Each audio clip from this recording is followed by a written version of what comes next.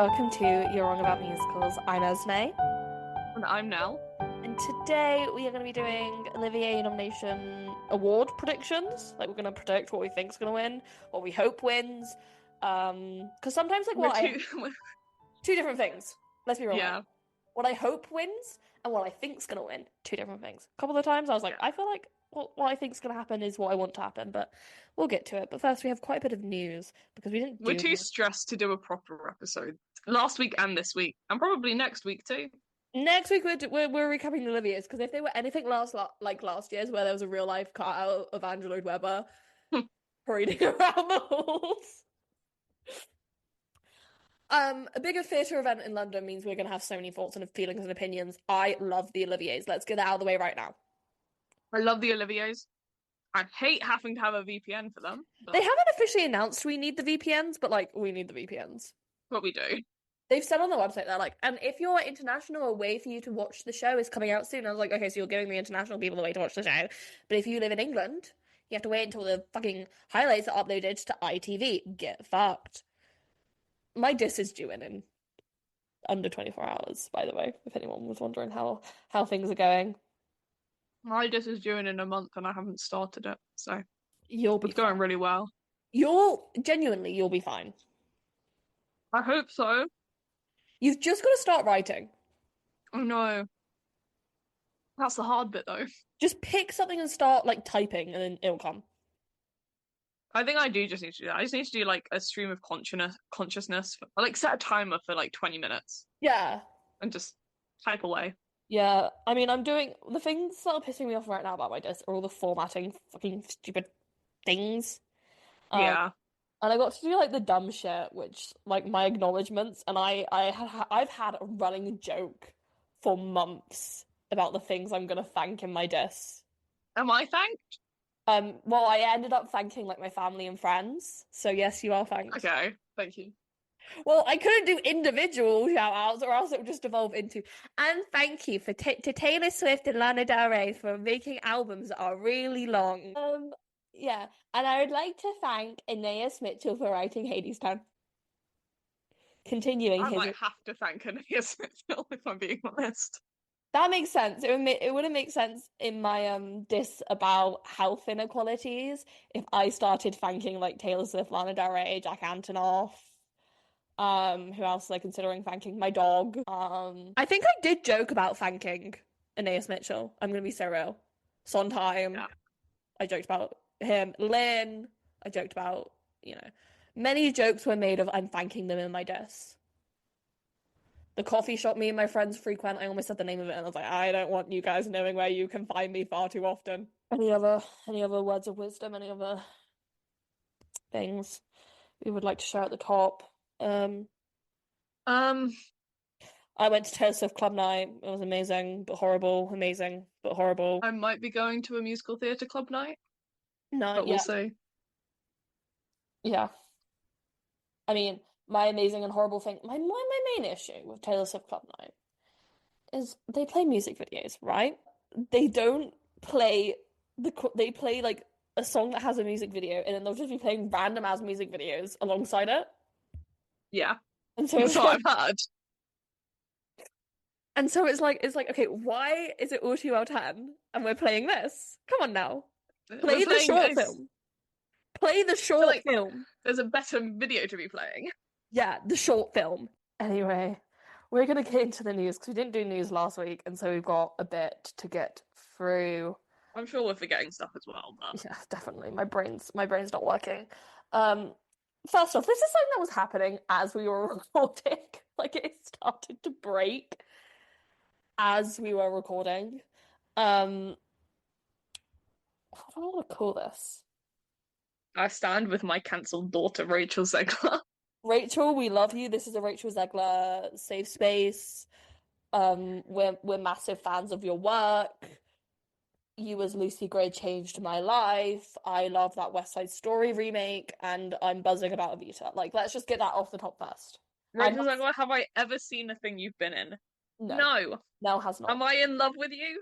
Yes. Nell I doesn't used watch to watch you movies. on YouTube. Like that's So very important piece of context here to why Nell's like, I've not seen anything she's been in. Nell doesn't watch movies. We were talking about what her two like movies of the year are gonna be.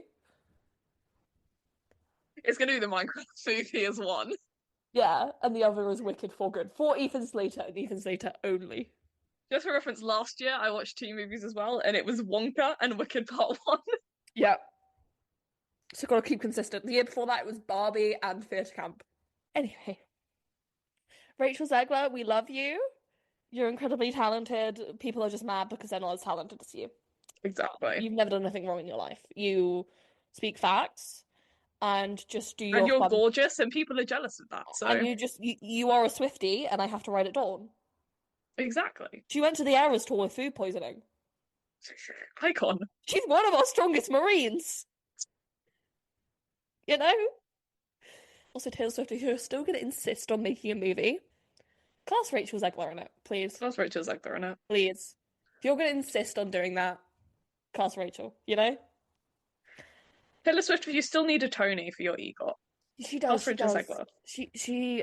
She also needs an Oscar, but she's going for the Oscar next. Well, But I feel like Rachel Zegler can do both. she can do both. So you can make the movie and then you could adapt it into a musical and get your EGOT in one fell swoop. And Rachel Zegler could be there for the whole thing. And Rachel Zegler could also EGOT with you. Exactly. Wouldn't that be outstanding? I'm so glad Taylor sees the vision on this. This is actually not just our speculation. It's just what Taylor Swift has been telling us Taylor in our Swift, weekly chats. yeah, in our weekly chats, because we have weekly chats with, we haven't talked about this in a while, but we have weekly chats with Taylor Swift and Andrew Lloyd Webber. Yeah, there's one big Zoom. One big Zoom call once a week. They were actually just here once They we were started recording. just Kick them out. here. We shoot the shit with them. We talk all the things. Sometimes Lana Del Rey pops by. Yeah. We're really on one. Yeah. So yeah, Rachel Zegler, I love you. You've never said anything wrong in your life. People are just hose mad, you know? Who's mad? Hose mad. They're jealous. We are, of course, talking about Or something. what did you think of Bitches be jealous. your wind-up monkey or whatever? I don't think Rachel Zegler has a wind-up monkey, but But she likes Phantom of the Opera, so she would appreciate that joke. Rachel Zegler, bitches be jealous of your wind-up monkey. Yeah, like, you know, anyway. They wish that they had her kind of power at the box office. Speaking of Rachel Zegler and Phantom of the Opera, Mm-hmm. I don't want her in the Kenny Ortega Phantom of the Opera. Is that what you decided this week? Yeah, I don't want her in it. It's not because we don't think she's great. Never. It's because she's not Christine. She's not book Christine. Okay, yeah. I love her to death. You know, get her, put her in the immersive Phantom, get her on Phantom West End, whatever. Would love to see her Christine. Oh, I But think she's not I think Christine. Evita is the best role for Oh, yeah. Andrew Lloyd Webber role for her. Now, I would love to see her as like Rusty. Not Pearl or anyone. Rusty. Rusty is Starlight Express. Sorry, I was just thinking about I her. want her to be Rusty. I was just thinking about her You Must Love Me, because that will be the first time I've heard a version that isn't the Lana version. Now I'm just thinking who I would cast her as in various Andrew Lloyd Webber shows. Because I listen to the Broadway, like the original Broadway cast recording of Evita if I'm listening to Evita, and You Must Love Me was written for the film. And so if I'm listening to You Must Love Me, it's because it comes up on one of my Lana playlists. She's not bad singing musical theatre. It's kind of impressive. You would expect it to be worse. She I'm really just casting Psycho and Andrew Lloyd Webber stuff now. Anyway, let's talk about Ben. Ben's been staying out of this. For once in his life, Ben Platt is keeping quiet, and it seems like he is on the right side of history with this one, so we commend you, Ben Platt. Yeah. You'll never hear us say this again, but you know, I will give Ben his flowers when I feel like giving them to him, you know? Yeah. He did a good job on Theatre Camp, and he is pro ceasefire, so I say rock on, Ben. We're actually just trying to get on his good side so he gives us all the tea about Molly Gordon. Simultaneously, we're also really trying to get on Molly Gordon's good side, so she gives us all the tea about Ben Platt. Whoever reaches out to us first is who we're besties with. That's the rules. We don't make them. Um, Maybe we but should go for like Noah Galvin. I think Noah Galvin's married to Ben Platt. But, but, Yes, yeah, but he was also friends with Molly Gordon. he was And friends I with Ben. feel like in a situation like this, you need an impartial third party to vent to. I don't know if And the we could like, be that. yes, that we could be that. Oh, I just saw I saw a really funny tweet of Noah Galvin, rightfully so, calling Netanyahu a war criminal, and someone reposted it and was like, did Noah Galvin get a fly-in visit from his father-in-law? Okay, so It's Mark Platt then. He um wouldn't have even had to leave his baby boys. Anyway, what we're talking about is so Snow White is a disaster, and it's not Rachel Zegler's fault because she is an actress who was hired to play this role, and it has been filmed for ages. It filmed in like 2021, 2022, I believe. I'm not 100% sure. Yeah, around then. Maybe But latest like 23. Well, because 23 was the writers' strike and the actors' strike. But I think they might have like either just finished right before that or it got interrupted by that. Either way, this thing has been done for years. Yeah. And well, it's not done well at the box office, and it's not also been well received critically. But all of the reviews are saying two things. One, Rachel Zegler is amazing, which we know, we're well aware of. That woman radiates charisma everywhere she goes. And two, Gal Gadot can't act, which we also have known. We knew. So Mark Platt, who is always at the scene of the fucking crime, like scene of the crime, Mark Platt's there. How do I say this? Mark Platt is a Zionist. Yep. He really believes in the state of Israel. Yep. And Rachel Zegler is pro-Palestine. So is Gal Gadot is also she loves Israel. She was famously in the IDF. And so with the also there's like this whole thing of like racists being annoyed that Rachel Zegler got cast again. Who's bad? Bitches be jealous of her wind-up monkey. Bitches be jealous of her wind-up monkey. You know. You know the like nachos thing. Yeah. I'm moving on from nachos. Bitches be jealous of her wind-up monkey.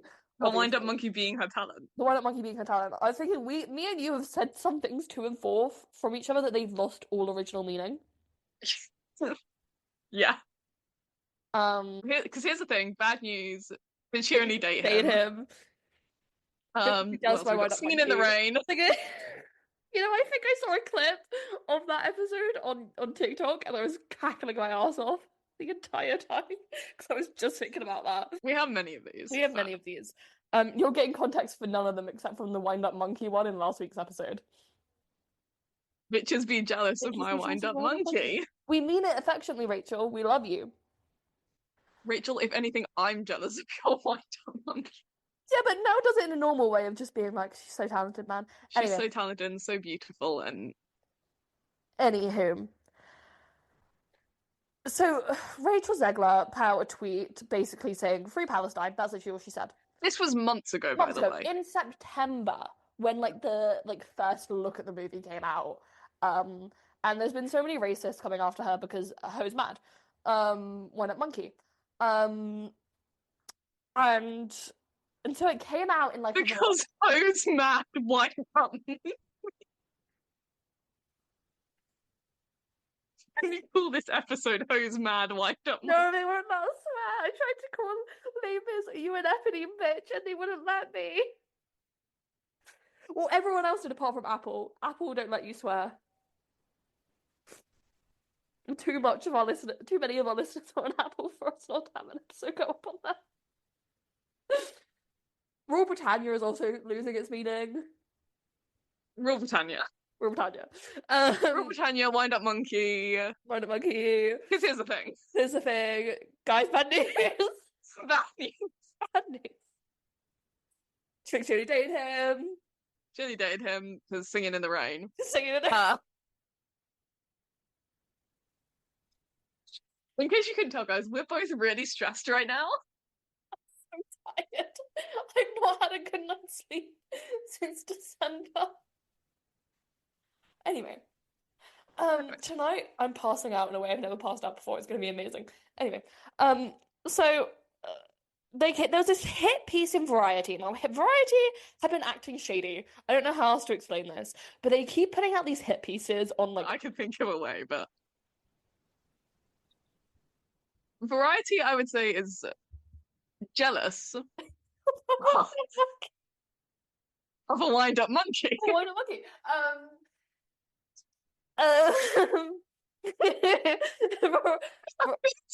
Variety are being misogynistic, and they put out this hit piece basically being like Rachel Zegler, this 23-year-old woman, tanked this hundreds of million dollar film by being pro-Palestine. Nothing else. Nothing else is going on. No. Nothing higher than Rachel. It could have been the fact that maybe Mark Platt's a bad producer who let this film get to its budget, go over budget. It couldn't be that Snow White, the live action Snow White, was done badly. It couldn't be that any other actress in the film is bad. It couldn't be that any other actress in the film has bad political views, which are now impacting it. Yep. It couldn't be all of the drama surrounding the dwarves and the casting of them. Shout out Andrew Barthelman and George Salazar. And like Titus Burgess. And Titus Burgess. Someone. Love you guys.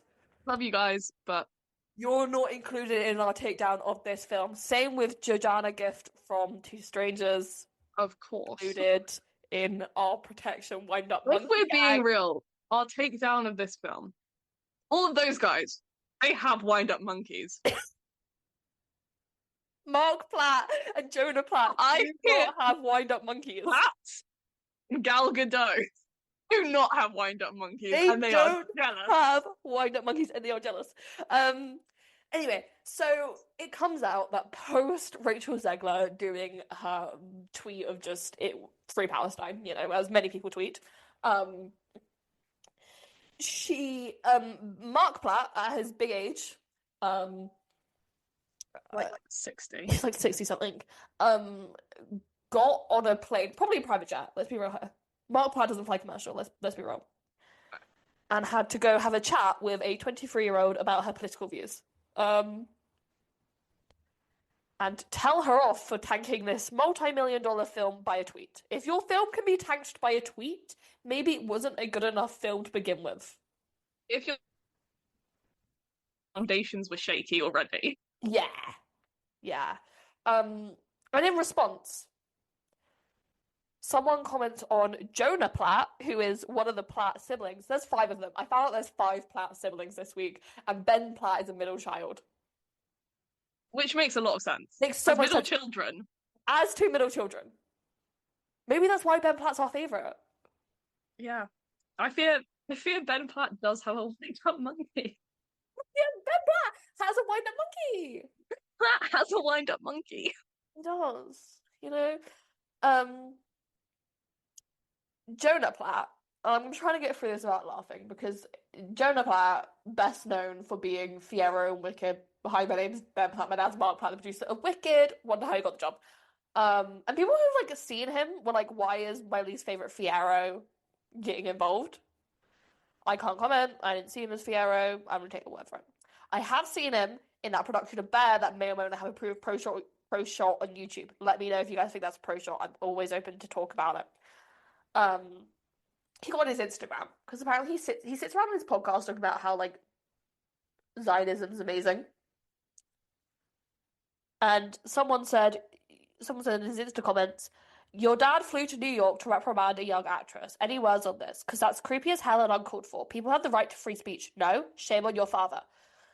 It's kind of weird that your father at his big age got on a plane and went to go reprimand a 23-year-old about something she tweeted. Yeah. Valid point. Jonah Platt writes out a paragraph. You really want to do this? Yeah, my dad, the producer of an enormous piece of Disney IP with hundreds of millions of dollars on the line, whose far as that hears, he's a bad producer. Doy. Um, had to leave his family. You're all like 30. That's the line where everyone was like, what the hell are you on about, Jonah Platt? Um, to reprimand his 20-year-old employee for dragging her personal politics into the middle of promoting the movie, which she signed a multi-million-dollar contract to get paid and do publicity for. It is called adult responsibility and accountability. Her actions clearly hurt the film's box office. Free speech does not mean you're allowed to say whatever you want in your private employment without repercussions. Tens of thousands of people have worked on the film. She hijacked the conversation with her own immature desires at the risk of all the colleagues and what about this line? Blue collar workers who depend on that movie to be successful. Narcissism should not be something to be coddled or encouraged. Great. First off, the blue collar workers. Jonah Platt, name a blue collar worker. To make it even harder, name a blue collar worker who worked on Snow White. Because Rachel Zegler was thanking them in her Insta story.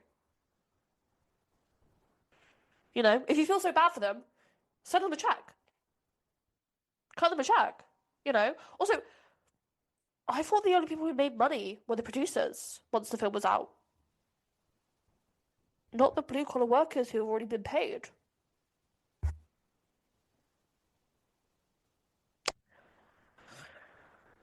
Anyway, so Twitter was engaged in Twitter was hilarious. The Platts,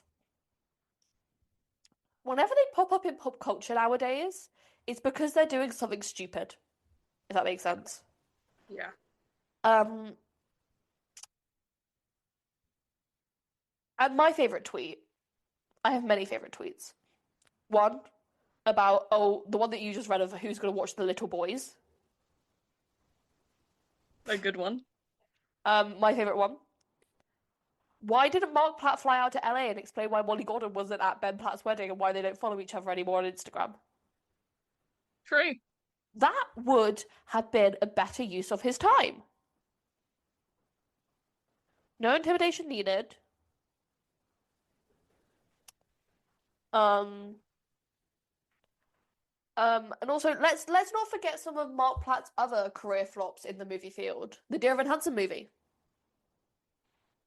That flopped. One, he reprimanded his little Benny boy. Yeah. Do you have any last thoughts on this?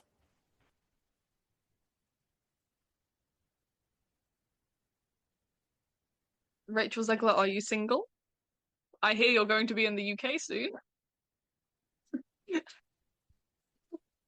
Any I can come back to London. Any actual comments?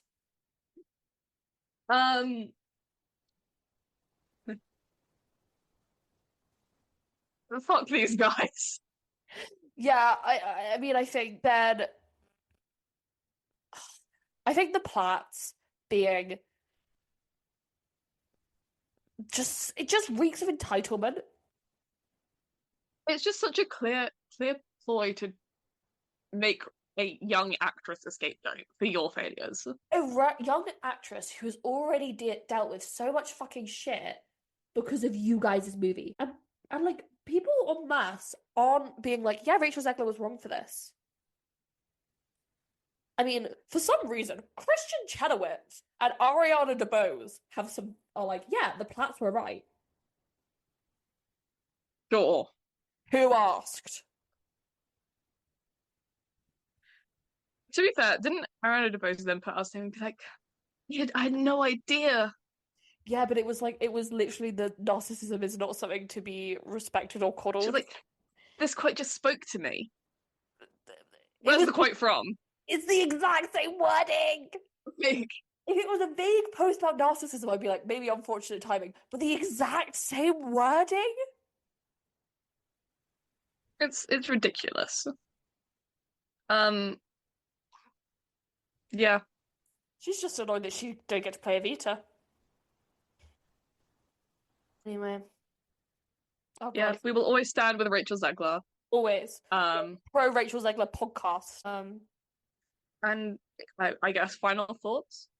Yeah, Bitches be jealous of her wind-up monkey.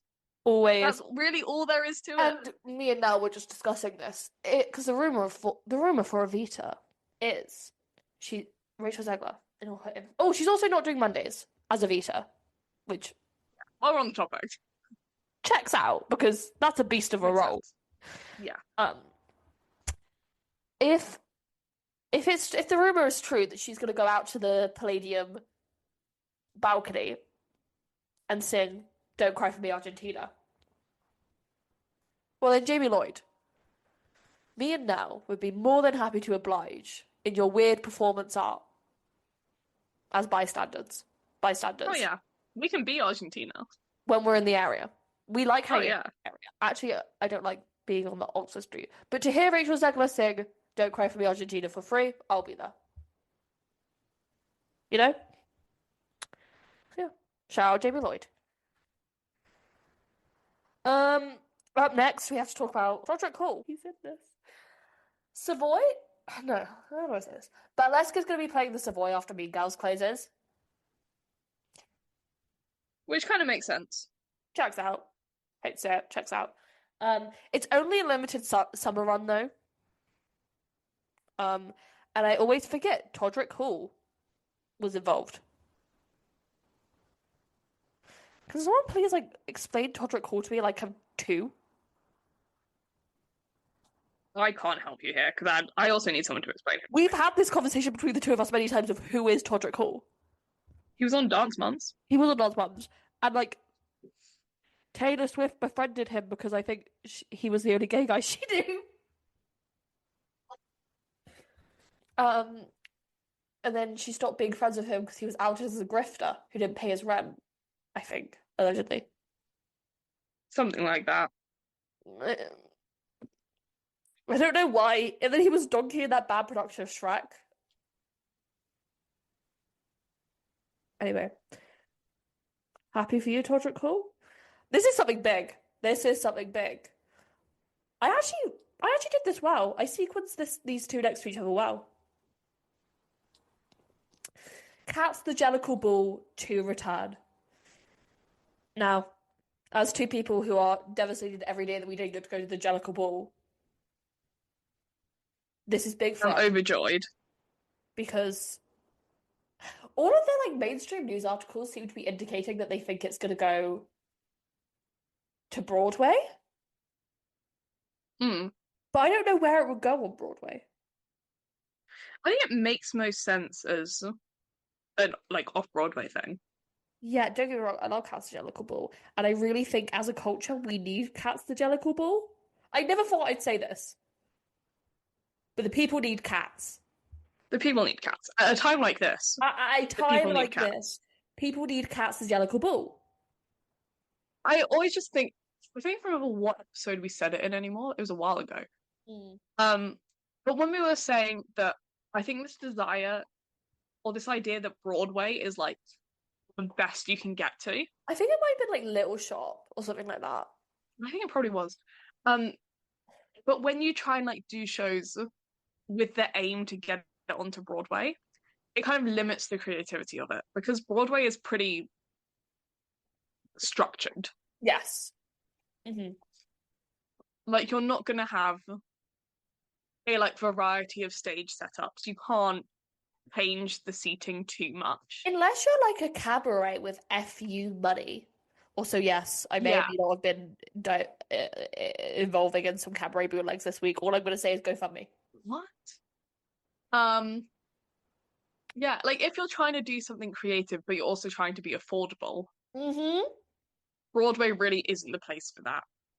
Also, if you want to try out some weird shit, reconceptualizing Cats as a drag show, of course your first thought isn't going to be, let's go to Broadway. Yeah.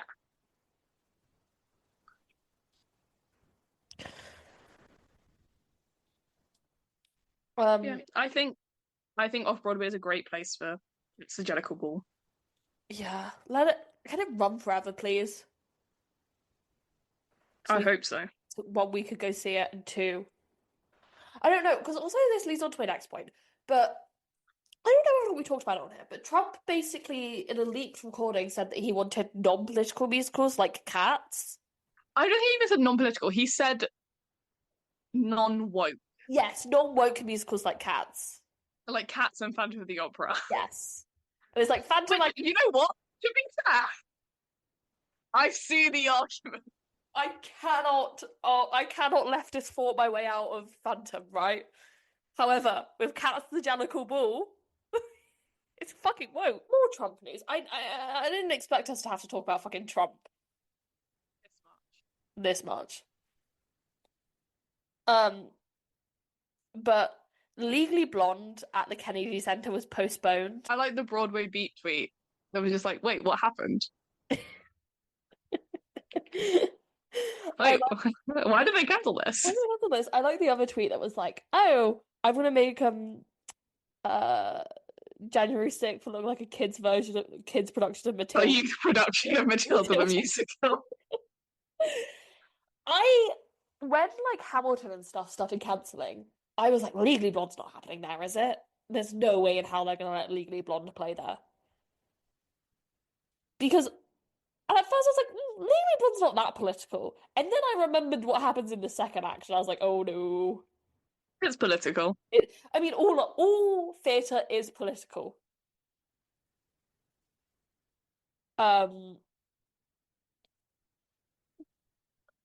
And you know, I don't think the Republicans would like Legally Blonde. Can someone just stage a good production of Legally Blonde? Now? The open air one was good. Guys, get in touch with Lucy Moss. The people need BDSM human bruiser. I always forget that happened. And I saw it at the same time as James Corden. I'm not joking. James Corden and I watched the same viewing of Legally Blonde the musical at open air.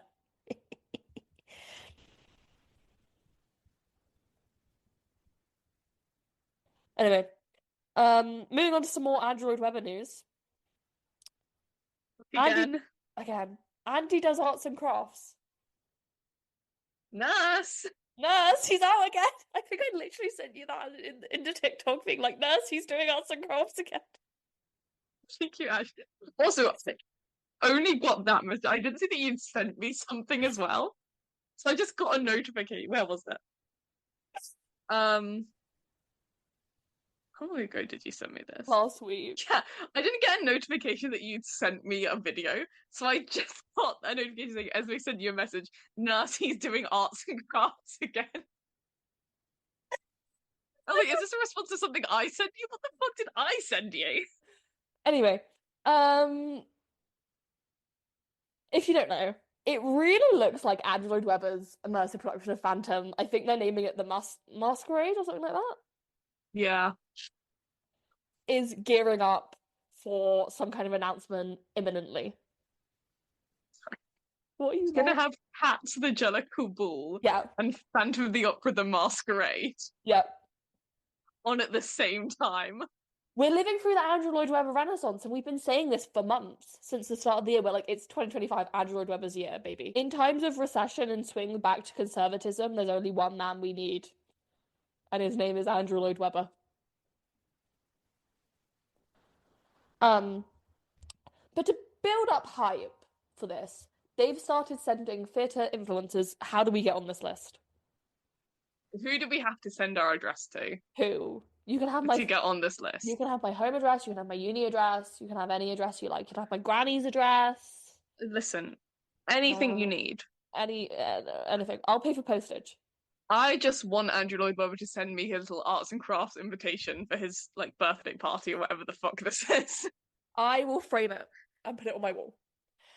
He sent like him, Andrew Lloyd Webber as the Phantom. Let's get it straight here who we're talking about. Is sending messages being like, What are you giggling at? Sending messages. You know what I mean? He's sending subliminal messages to us. I know what Andrew Lloyd Webber wants. Oh yes, because He's been telling me he was just in the if you read the first word of all of his recent tweets and then rearrange them. That's what Swifties He has sound been like. sending me messages. That's genuinely what Swifties sound like. He's giving me instructions. I No. know what the Phantom wants. He's doing the same. He's doing that Yes. though. He is genuinely doing that. Saying that his like the Phantom's party is almost ready to begin. It's sounding very Gatsby-esque, Andy. Um, um, yeah, I mean, as said last week, I am so excited about Immersive Phantom. I need to be there. Oh yeah. Yeah, that sounds exceptional. I'm gonna move on. Any last thoughts on Andrew Lloyd Webber's Arts and Craft project? Love him. Love him so dearly. Um, Merrily We Roll Along gets a pro shot gets a date. And it is like Really thought it was an April Fool's joke when they announced this. I was actually convinced. no, I saw it and then it was like and then like Breaking Bad's picked it up and I was like, oh wait, this is real. Yeah. I think it wasn't until like Broadway World tweeted it and I was like, oh god, this is real? I thought it was a joke. Um, Not that I like don't want it to happen or I think it shouldn't or anything. It's merrily. yeah, like 5 years ago, the idea of a Merrily Broadway pro shot would be an April Fool's joke. It's like if today they were like, we're reviving Spider-Man Turn Off the Dark, and it's getting a pro shot. It's winning all You're the like, Tonys. okay. It's no, they're bringing back original Carrie. It's winning all Next the Broadway Tonys season is original Carrie, Spider-Man Turn Off the Dark, and Moose like Murders. what the flops are there? Moose Murders like opened and closed first preview. Jesus. Tammy Faye is coming back. Nell's obsessed with Tammy Faye. Best lighting. Best lighting. I saw that tweet you sent me. Yeah? I seen it and I've already liked Damn. You don't know. Someone DM'd Jonah Platt and was like, what did he say? DM the fellow Jonah today. Yeah. Jonah. I've encountered a lot of anti-Semitism in my day-to-day as a young urban professional. What do I do? Jonah Platt response, is there a specific problem I can address? Unfortunately, encountering anti-Semitism out in the wild today is all too common.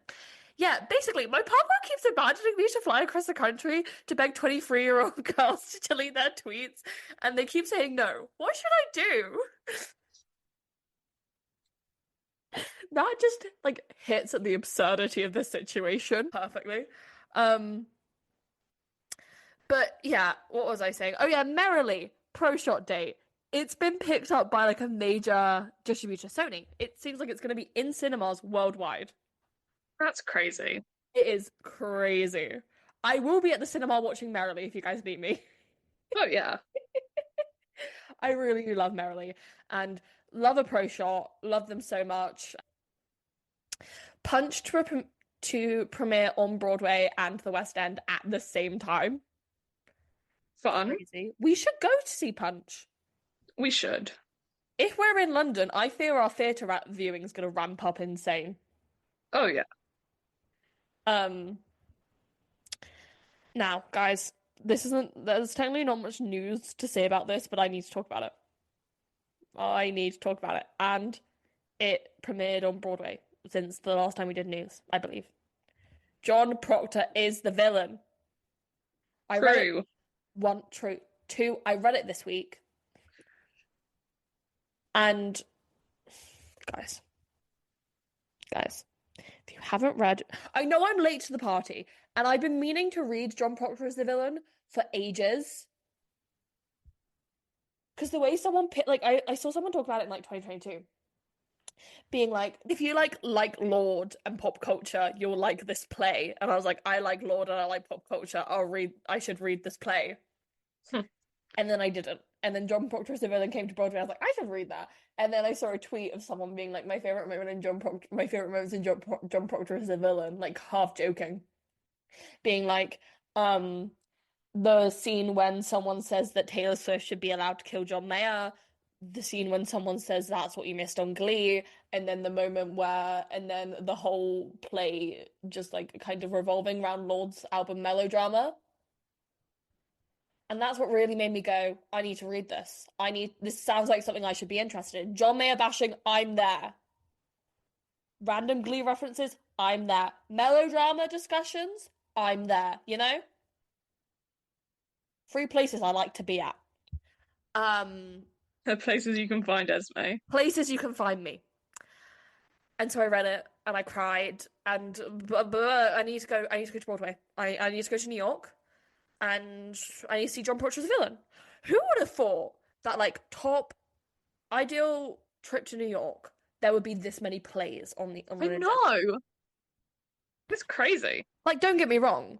Another good play. GoFundMe so I can go see Cabaret right now. Now. You know. I've watched bootlegs. No, I haven't, but because that's illegal and wrong. But you would never watch a bootleg. If I had seen some audio bootlegs, you know, it might really make you want to go see it in person. It might make me go fund me so I can go. You know, because if you don't know, I think that pairing is amazing. Yeah, nothing more to say on that really. But also like I need to go see Happy Ending. But then also it's like, Oh Mary, I need to go see Oh Mary deeply. Mm. And then I also need to go see John Proctor's The Villain deeply. Kimberly Bellflower, do you want to be friends? Let's talk about pop culture. I need to know your thoughts on the Tortured Poets department. You know, fascinating play. The time the clocks went. They went forward this year. The clocks. Yeah. They went forward as I was reading it, which really made me feel like John Proctor was in my walls. I was like, where the fuck did that hour go? And then I didn't realize that the clocks went forward. And the next day, someone said to me, "Oh yeah, the clocks went forward." I was like, "Oh, that explains it." You know. I knew because I had to change my watch. Oh yeah, you're using a watch nowadays. It's purely because there are no clocks at my work. Yeah. So I need to be able to tell the time somehow. Mm. I'm not allowed my phone on me, so. Yeah, that's fair. Next up, 6. Speaking of pro shots, so many pro shots finally getting released, guys. It's amazing. Crazy. 6, the musical pro shot premiere, and it had all the original Queens and Toby Marlowe and Lucy Moss. Sorry, I got their last names confused for a second, and I was like, no. Dressed up as King Henry VIII and one of the queens. Very funny. But one of them, I think it was Lucy Moss. Dressed up as King Henry VIII, like old type, like a traditional King Henry VIII. Yeah. And then Toby Marlowe dressed up as like the 6th version of one of the wives. I don't know, man. The photo was cracking me up. It's amazing. If you haven't seen it, look it up. Very funny. Also, we didn't investigate this fully because we can't be asked. We had other things to discuss. They might have done a new song. What's the issue with so much news coming out yesterday as of recording? Yesterday was April Fool's Day. Oh, the next point of news. I thought it was an April Fool's joke. Literally so much. I was like, is this real? Guys, is this real? I don't know why anyone announces anything on April Fool's. But for some reason, like 20 different theatre things were announced. And I was like, okay, are we sure? Yeah. Sorry, guys. In case you didn't know, tomorrow I'm going drinking for like 12 hours. I don't recommend binge drinking, but let me do it. But Esme's diss will be done then, so. So Esme's diss is done now in many ways. I'm going out! I'm going out. You can't stop And me. by the way, It's my it's my right to go out and get fucking trashed. Moving on. Um, Ali Lewis Bughalzi and Myra. I was about to say Malloy, but that's definitely not her name. Moyloy. Are the next Orpheus and Eurydice on Broadway. very exciting. Very exciting. Well, I'm not so familiar with Myra Moyloy's work, but Ali Lewis Bughalzi was in The Who's Tommy, Oh, our favorite show. our favorite show, which we And definitely also one of Trump's favorites for some reason. Um, in I case you don't didn't know. I don't think Trump understands the plot because I don't know if anyone truly does, but like Trump definitely doesn't. He I just know that he apparently has seen it. He used to go to all the Broadway openings because he was a New York person. 'Cause he's gay, and I mean that in a derogatory way. Yeah, yeah. Um, he wants to be an old show queen, fundamentally. The world is lacking a wind-up monkey. It is It's for it sure is Trump. 10,000%. But What a fucking phrase. if anyone doesn't have a wind-up monkey, it's If Trump. anyone in the world is lacking a wind-up monkey, it's for sure Trump. But I understand what you're saying completely. But you get it. Hmm. I'm very intrigued to see Ali It's Louis one of right. Bughalzi's Orpheus because I think he has a very different voice than what we're used to for Orpheus, and I say let it happen. Mm. I heard someone say this voice is lower. I'm going, give me it now, now, now, now. Mm. La la la's down the octave. Don't tempt me with a good time. Don't tempt me with a good time. You know? Bootleg now. Never. Never, because I'll never I listen would to it. never watch a bootleg. What if it came my way? Came my way, I'd have to add it to the collection of Orpheus bootlegs I have, which I definitely You know, don't. I'd have to, listen to it at least just to make sure that I Yeah, could yeah, yeah. report it Oh, correctly. yeah. But like, I definitely wouldn't add it to the collection of Orpheus bootlegs I definitely don't have on my Of phone course. in my Spotify for personal Of course. reasons. No, Of like, course. doesn't exist. Doesn't exist. But if it did, we'd have to let it happen. We'd have to. Have to. I love the Hades Town replacement casting. It's so fun.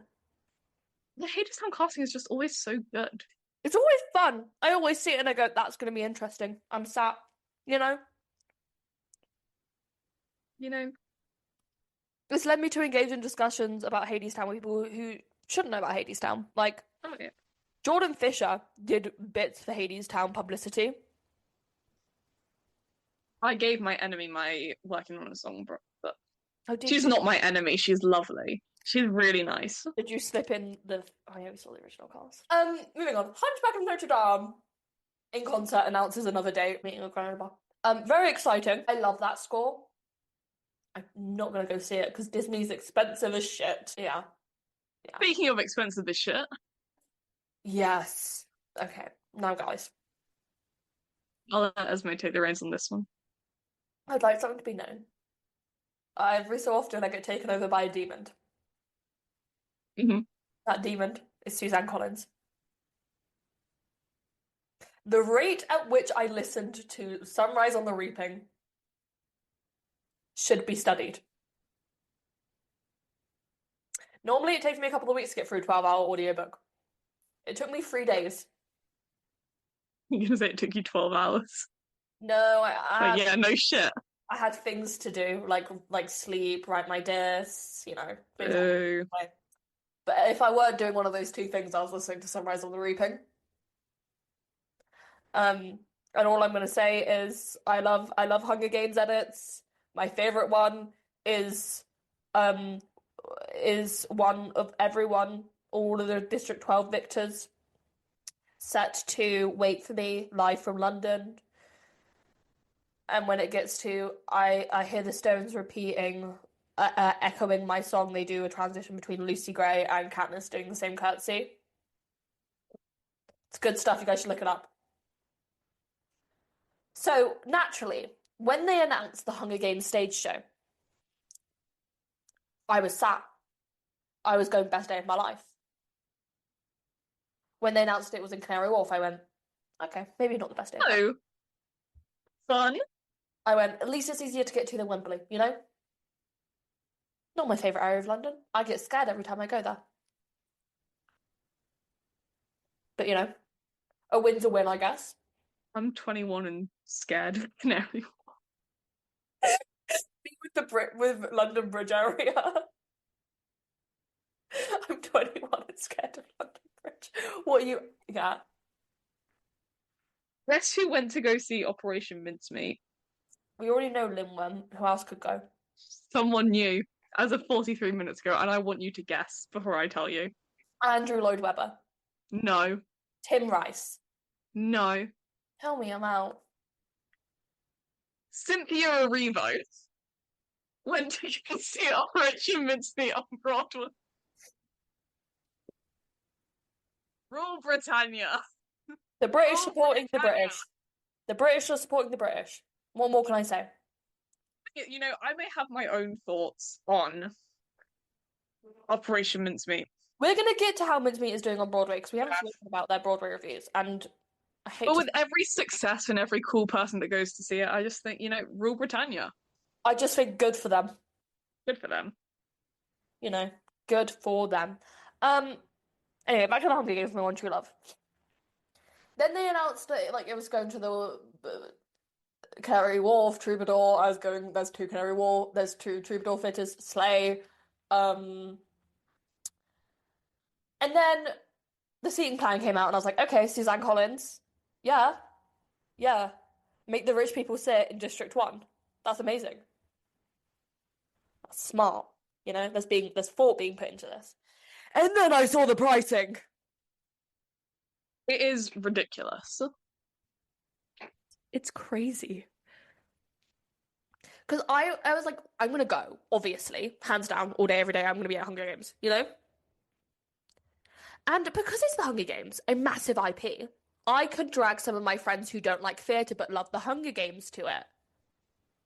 You know? Not with those pricing. Not with those pricing. I'm hoping. Yeah, what were you gonna say, sorry? I was just gonna say, I think I am within the next month. Yeah. I fear I'm gonna get really into the Hunger Games in an awful kind of way. Oh yeah. That's coming for you. Yeah. Not in a very different way than just me sat around on TikTok watching a ton of Lucy Gray edits. For reference, guys, I'm about to write my dissertation on the Hunger Games, essentially. Yeah. And I'm 21 and scared of the Hunger Games. So I just like randomly remembered I'm 17 and scared of Sabrina Carpenter. Yeah. And I forgot how funny of a phrase it was, and how for like a week after I first saw it, it was genuinely all I said, like in just different forms. I forgot how funny it was. I get that way. Yeah. But yeah, basically by the end of this week, I am probably gonna have to go out and buy physical copies of both Sunrise on the Reaping and Ballad. I forgot the name of it. Ballad of Songbirds and Snakes. Yeah. Yeah. And then I probably need to go home at some point within the next month. I'm reconnecting with my teenage self to write my dissertation, which is a very dangerous thing. I saw you listening to Bandstand the other day, and I went, "Oh God." The other day, Belle opened my AirPods right now. I have done nothing but listen to Bandstand. I've been listening to a lot of Hamilton, so I can't talk. Worse, I've been listening to a lot of Laura Wasn't. I listened to Bandstand, and then obviously it went to like radio. Yeah. And it started playing Heart of Rock and Roll. Sorry, hot. How is Heart of Rock and Roll? Is it bad? I didn't really listen to it. Buzz? It started, and I was like, "What the fuck is this?" And then I started episode. It's 6 p.m. I know. What have we talked about? Anyway, fuck all. For being honest, Wind Up Monkeys. Wind Up Monkeys. That's it. Rachel Zegler. That's it. Just call this episode Wind Up Monkeys. Concord, April Fools. Now Ah, yesterday was April Fool's Day. Yeah. An awful day. Horrible day. I saw someone say that And the bridge was closing because of Boy George, and I got excited for 2 seconds. it was awful. Horrific. But Flight Radar, the fun flight tracking app It's or very fun. website, When very Heathrow fun. went Love down, it. I was on it. Oh, I was following it live. It was great. But yesterday, they decided to be annoying as hell. And that for April Fools, they did one single thing, Yeah. which was that they put a fake flight on that you could track, and it was the Concorde. And there was like 200,000 people king the Concorde's flight. And it just wasn't real. The thing was, I didn't get that initially. So I went on Flight Radar, as I do for fun. Many of us do. And what do I see flying over the Atlantic? The Concorde. The fucking Concorde. If you don't know, we love the Concorde. Go listen to our Newsies episode. We fucking love the Concorde. I love the Concorde. Also, that's a great example of not being weird at the stage door. Just talking about the Concorde instead. Picking up a Newsies water bottle and then immediately going back to talking about the Concorde. Thinking about my dad accidentally at a stage door this week with all the stage door discourse. I saw people at my local theatre stage door this week. Really? Yeah. Interesting.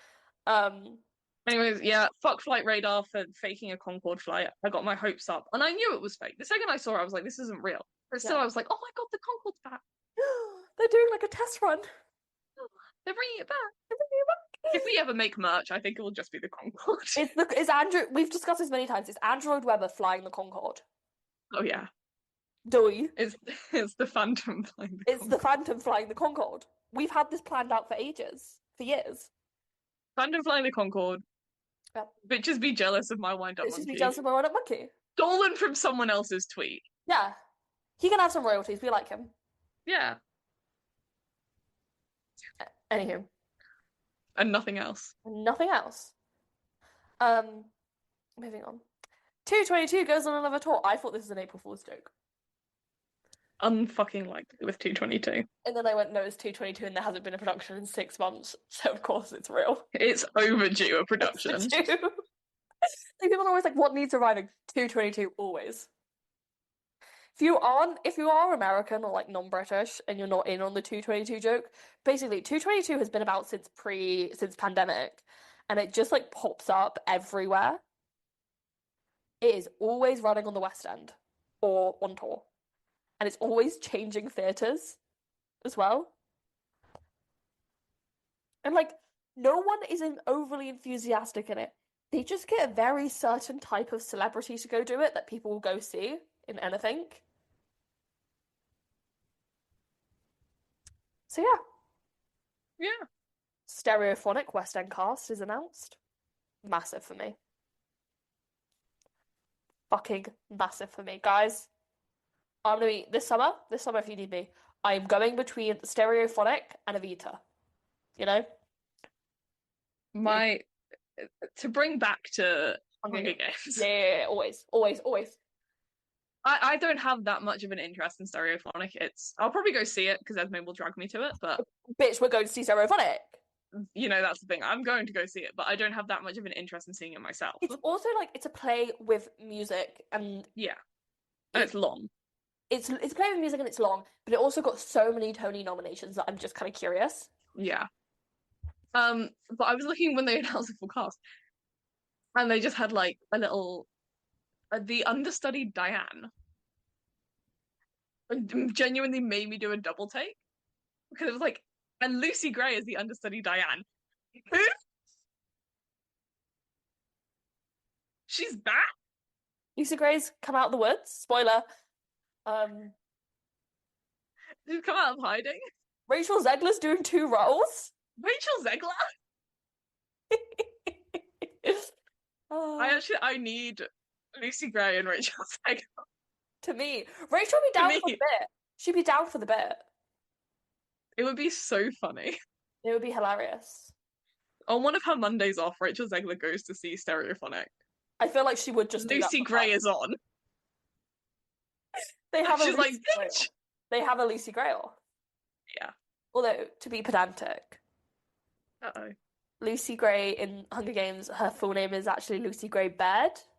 Yeah. And like Lucy Gray's her first name. Very important. Yeah. Anyway, that's all we have to share. Mincemeat on Broadway, the reviews came out.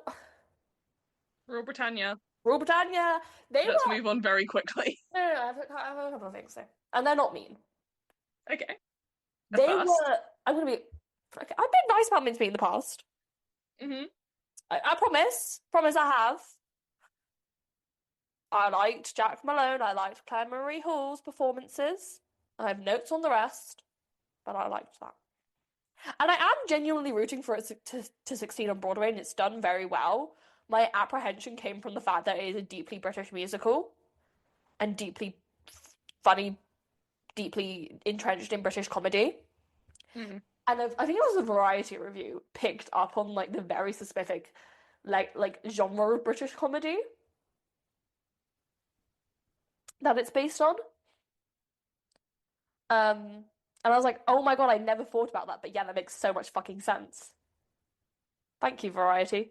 It was the one who they said that it's like the Ealing Studios.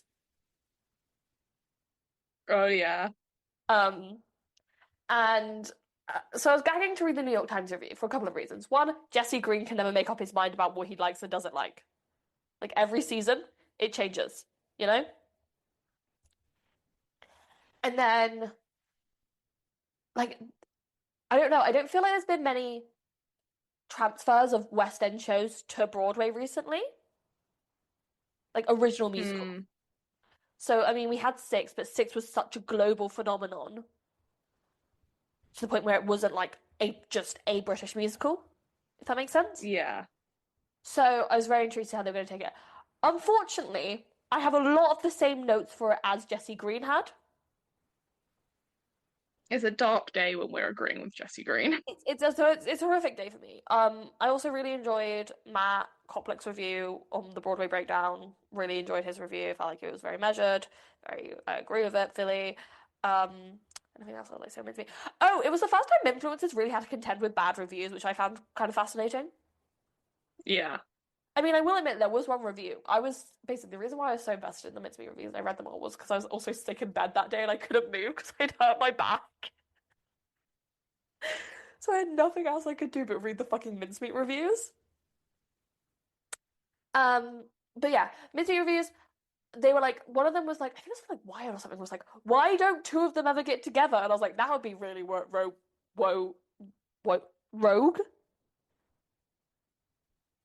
I think as well because it is like a true story. Yeah. Like I'm all for adapting a true story for the stage and changing some things. Yeah. But I think, credit where credit's due with Mincemeat. It does a very good job of telling this true story very critically. Yes. In some ways. Yeah, I think it does. I think a lot of that might be you have to read between the lines. Mm-hmm. But I don't think it's ever set up in a way that that's particularly hard to do. No, it's not like we really have to like math our way to getting to that point. Yeah. I mean, the ending alone, how they deal with I've forgotten his name, but the Welsh guy who they use the body of. Oh, yes. Lyndall Michael. Just the ending of that and how the show ends as a whole. Mm-hmm. I think kind of like very much pushes you in the right direction at the very least. Yes. Yeah. And so I just think if they had tried to make a fake relationship, there's so much going on in Mincemeat where it's like, where the fuck would you put a romantic storyline? Like, I think you kind of get one with Dear Bill. Dear Bill works so well in Mincemeat because it is the only still moment in the show where they're not changing in and out of characters or telling jokes every 5 seconds. Yeah. And I think it's also, if you understand that Mincemeat is meant to be a critique of war, and talking about the actual losses and grief of war, Mhm. why would you write a like happy ending love story when it makes so much more sense to have someone who has already lost someone is now having to go through it all again and at the same time battling the fact that they are stealing a dead person from their family who Yeah. do not know Yeah. in order to further their political campaign. Yeah. I think like my issues with Dear Bill is purely that it is too Too long long. for what the song is actually saying. You Guys, get it in the first 2 minutes. I think I would listen to Dear Bill if it was 3 minutes instead of what, 5? Yeah. I think the song on its own is fine. It's a good song. I think it's just too long. Um I think its role in the story, and if I wanted to like actually analyze Operation Mincemeat, Which we're gonna do at some point this summer, guys. Trust. oh yeah. We got a date.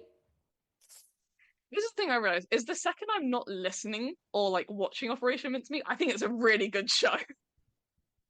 So Um, which is fair enough. Like sometimes I can understand that a show is good, it's just not for me. yeah, I mean, And that's what I understand Operation Mincemeat as is this point. yeah, I mean, It's fine, it's just not for me. I'm going Jack Malone. Come get your Tony. Love you, Jack Malone. But like, it's also the thing because I've got Tony chat written down next because the Tony season is in full fucking swing, Oh and yeah. I had two thoughts this week thinking about the Tonys in with the Oliviers because I was doing historical analysis to see what I thought was going to win, to see if I could work out what was going to win.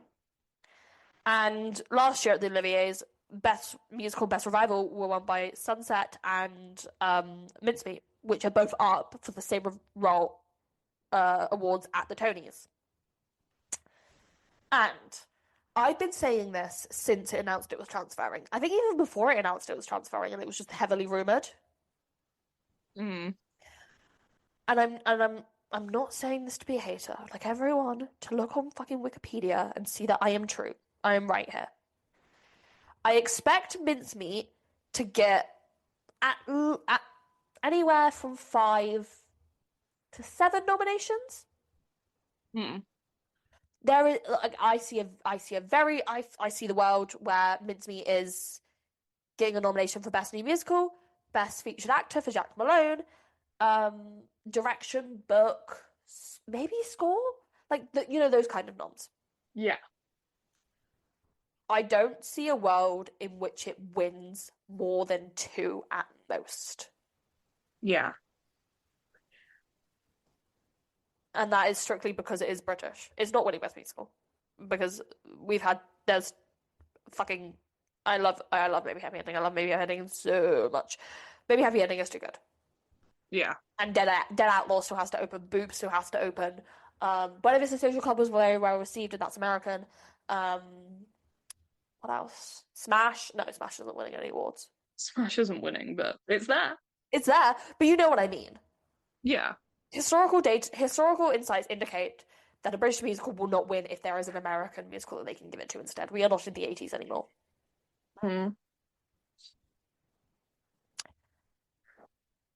Let's keep that in mind as we reach Tony season. Yeah. I just want to say, Yeah. I'm coming around to the idea of Operation Mincemeat in a lot of ways. If that motherfucker gets a set nomination, I'm killing myself. Keep that in. Yeah. I agree. There's something else I was My beef with Operation Mincemeat at this point is just about the set. I hate it. I had beef with like how they handle the female characters. Actually, thinking about it more, but this is not the time. I think we said it months ago, probably. I think it opens too many doors and then doesn't follow through on all of them. Mm-hmm. But that's also just an issue with musicals in general. Yeah, 100%. That's what I was gonna say. Oh, Sunset! I'm so intrigued to see how Sunset's gonna do at the Tonys. I know. Because again, it's another British import, but the Tonys like a British musical revival, British play, or British play revival. They just don't like original British musicals. They have to let it fail a bit first before they give it its flowers. Yeah. They have to like you have to like really reinvent the wheel like they've done with Sunset. I just keep thinking, should I tell you my one that I really hope would happen and I think there's like a chance that it will for Sunset? I Hmm. really want Grace Hodgett Young to get a nomination. I really want her to. I'll be running around going Royal Britannia, that's my year to see. Anyway, more awards chat later. Othello is really fucking expensive that the New York Post got into beef with it because of how expensive it was. Basically, Othello is like $900 or something crazy like that. And have you seen the photos of it? No. It's a bare stage, pretty much. Oh. I'm getting real sick of these bear sets. Jamie Lloyd, answer for your sins. Jamie Lloyd, you are a curse on theatre. Just joking, Jamie. I Just for love your you. sets. I love you. If I see a picture of the Evita stage and it's a bear set, Jamie Lloyd, I'm killing you. That's a joke. She is excited for Evita. Well, stop calling. This is a pet peeve of mine that I've noticed come up. Too many people who I don't think saw Natasha Pierre and the Great Con of 1812 are calling the set minimal What on earth are you talking about? and being like, it was a bare set. Yes, in the photos of the curtain call, you twats. Do you understand that the circle went up and down? One, the circle went up and down. Two, it's a 250-seat theatre. What the fuck do you expect them to do?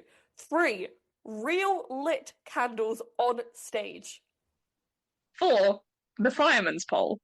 Yeah, 5, the teddy bear. what do you call it? The teddy bear. 6, when they have Confetti. the jewel. Yes! 7, the confetti. 8, the dolls. 8, the dolls. 9, Fucking Balaga, that entire sequence. all of the lager. 10, the balcony at the top. I mean, like, it's 250-seat theatre. What the fuck do you expect them to do? Exactly. There wasn't a ton of space on that stage. And they made there were so many people on that stage, and they made such great use of it. And if you don't Oh, yeah. go to see it, I don't want to hear your opinions.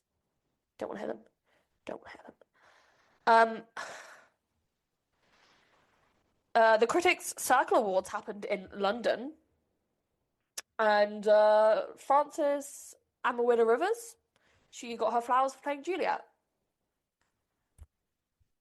And to that, I say about time. About fucking time. Yeah. Benjamin Button opened up a pub. Pubs are very important to Benjamin Button, so I like the fact that they've opened up a pub. That endors me to them. It makes me want to go see it, if I'm being honest. To me, an alcoholic. But listen, 7th of May. Oh, Let's go see Benjamin Button. 7th of May, I'm busy. I'm seeing another show. 8th of May. 8th of May, I'm free. 8th of May. Let's book to go see Benjamin Button.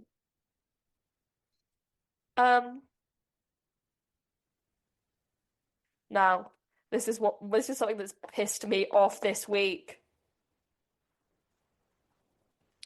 The Oliviers have done their yearly announcement that if you are in the UK, or not even, yeah, if you're in the UK, you cannot watch the Oliviers in full. Yes, you heard me right. You cannot watch the British Theatre Awards if you are British. Yeah, so you can't watch them in full. You have to wait for the highlights on ITV like an hour after they ended. Last year, we got VPNs. This year, I still have my VPN. I need to get your VPN. Okay. If anyone needs a VPN recommendation, hit me up. Yeah. You will be stuck with Dutch ads. I'm fine with Dutch ads. Where I had the great one last year when I was doing it, of it being all in Dutch, didn't understand a word, except for when they randomly halfway through went First Lady Hillary Clinton, and then it went back to Dutch. I still have no idea what it was about. That's amazing. Um, It was so funny. it's so stupid that we can't like because it's such a big advertising opportunity for these shows. It's so annoying. It's so stupid. Anyway, time to get excited about the Oliviers. They announced the performers. Ooh. So, we're gonna go through and predict what we think they should perform. Not what they will, what we think they should in our professional opinions. First up, Starlight. Pumping Iron. I could see them doing the Mega Mix. My thought is, hold on, sorry. I'm looking at the cast for the Crucible at the Globe.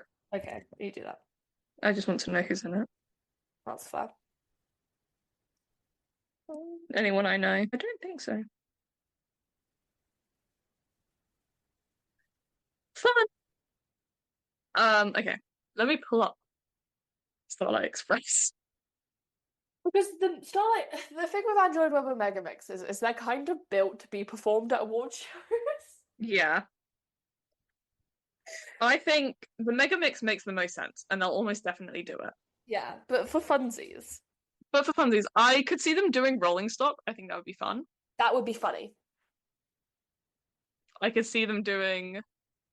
What else would be really funny for them to do? I think they should do Pumping Iron. The song Starlight Express. Yeah. What's Belle's song? Not Belle's song, Pal's song that is just like vague platitudes. Make up your mind, make up your heart.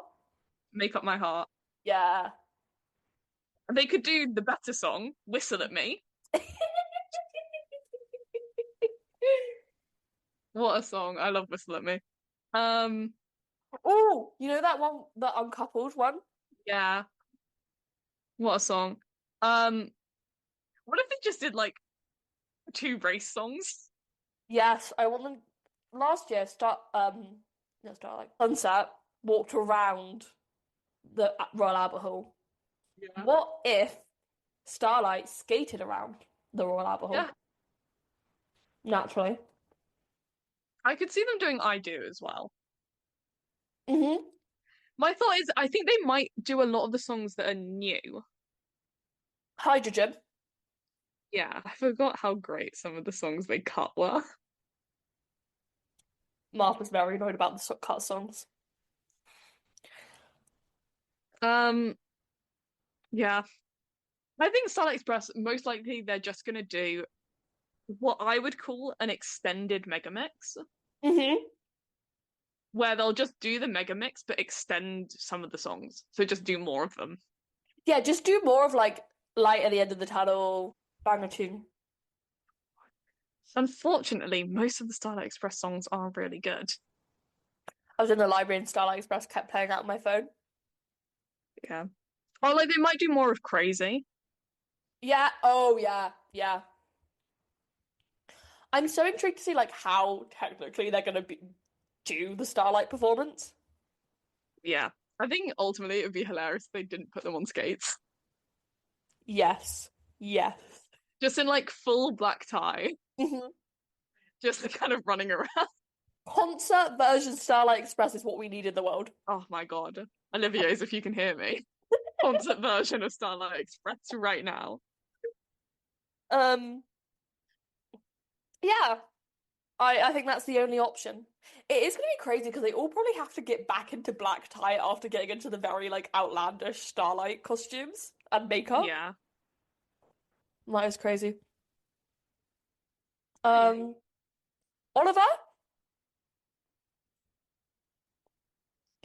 Again, I feel like Oliver has a mega mix. I'm pretty sure it does. It has a finale. I see them doing Consider Yourself. Yes. Consider Yourself. Um. I see them doing Food Glorious Food. Mm-hmm. I see them doing I'd Do Anything. That could be a banger. That could be a banger. As long as he needs me, who will. Unfortunately, they could just do the full show on stage and I wouldn't have any complaints. They could do the full show on stage. I'm pretty sure 90% of that audience would just kind of sit there and go, I love Oliver. Oh, I do love Oliver. I see them doing mainly ensembles, like songs. Yeah, So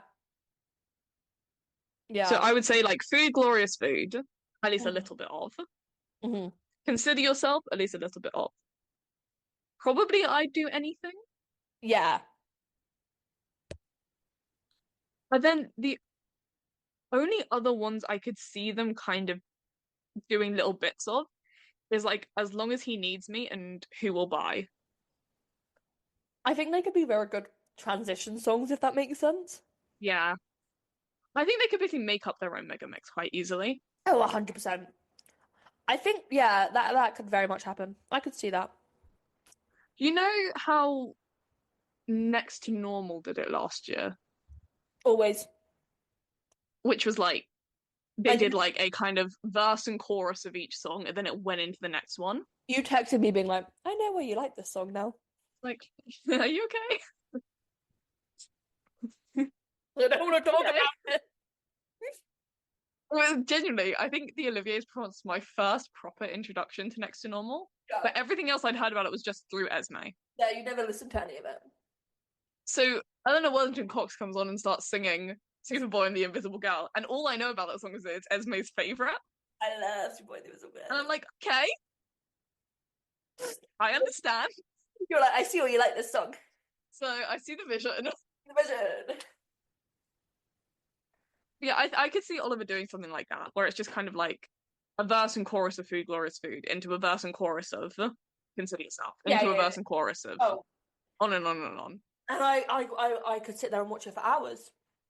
And then I could even see them if they wanted to be really cool and like prove that Oliver is possibly the best British show ever.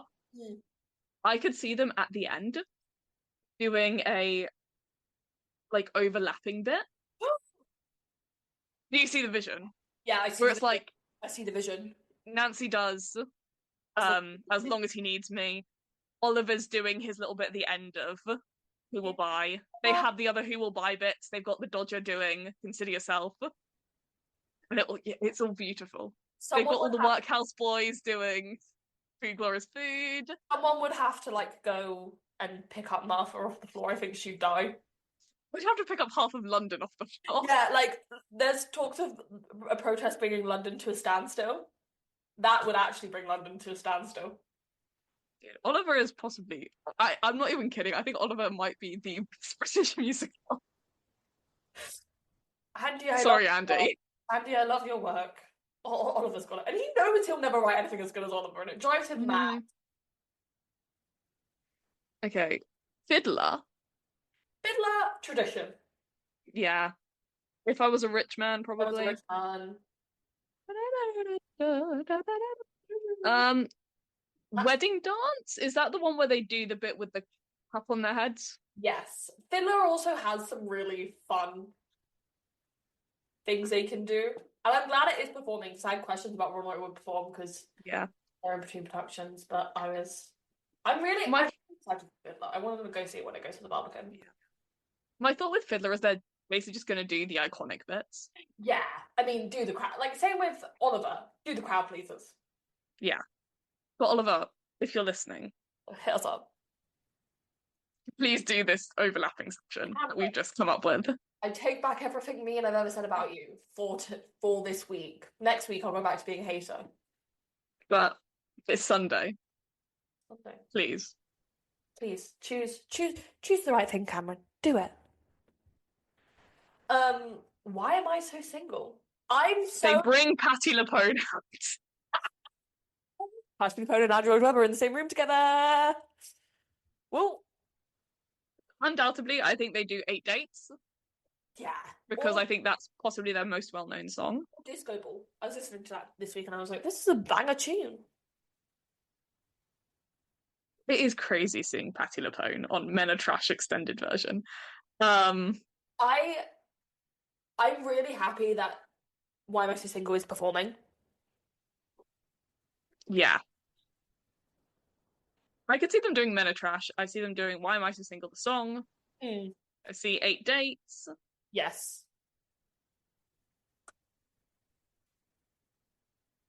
I forgot they have a song called Clubs, Glorious Clubs. Right after all of that. Unfortunately, Why Am I So Single is such a good musical. And I'm still devastated we never got to see it. I'm so annoyed. I'm so annoyed. We would have loved it. And Me, also having their like finale song be called Why Am I Still Reprising? yeah. We should have gone up after drinking one of those drinks in Weatherspoons, and we would have had the best of No. our lives.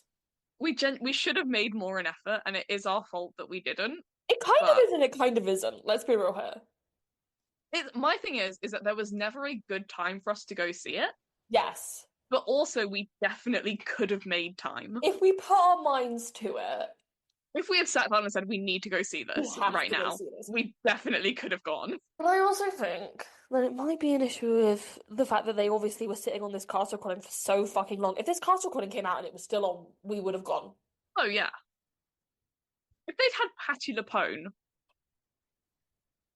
even like 2 weeks before close. We should have hyped up the Patty of it all. Yeah. Anyways, I'm excited to see it perform. Buzzing. MJ, any song, people would be happy. Literally. MJ, hold on. Let me see. Jackson 5 medley for sure. Yeah. So I spin. Something they're just gonna do all the iconic ones. Billie Jean, Smooth Criminal, Thriller, Man in the Mirror. To be fair, I think they might just do their finale because that's just a ton of mashups. Yes. So Curious Case of Benjamin Button, let me get up the song because they've released 3 songs and I need them to release more so I can make up my mind about this show. Unfortunately, I fear they might just do their 3 release songs. They're not doing Cracker's Lullaby. Oh. It's a ballad. His mother. It's my favorite song in the show, and I'd be cheering. You'd be able to hear me cheer if they did it. They're not going to. I think that they will probably do A Little Life. It's their opening number, and it is so ensemble led, and Benjamin Button is so ensemble led. Oh, I reckon as well they'll do kind of anything that gives the ensemble a chance to like play their instruments. Yeah, no, they are playing and have some fun with that throughout A Little Life, and they're also doing that thing where they slip in and out of character. Fun.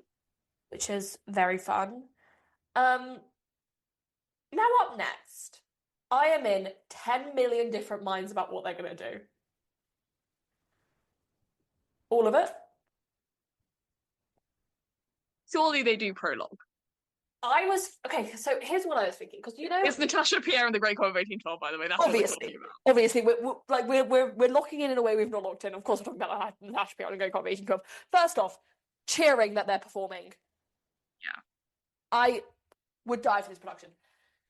Secondly, because obviously the Dartnall performed last year with Next to Normal. I was like, could they follow a similar structure? Because I was thinking about it. The 3 performers nominated. Mimina Memon for Sonia alone. Dui. Chibi's Dolphin May for Natasha. No, the person Natasha lost. That's not happening. No one else. And then I was like, Anatole. Category fraud. I forgot about that. And then I was like, Balaga. See, I'm all for Balaga. But it doesn't highlight him. My thought... Can they do the ball? I think the ball would be great, but I think it might be too much for an award show. Yeah. My thought was maybe letters. Yeah. Because I think that kind of makes sense. Yeah. Because like it's a big ensemble for a show that's close. Yeah. The thought is are they going to be able to get all of them back to do a big group number like Letters or even Balaga or Prologue?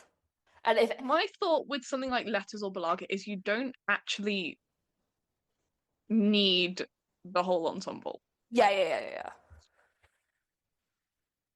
I mean, in an ideal world, they would just perform the show. Yeah. If I had to limit it to like 5 songs?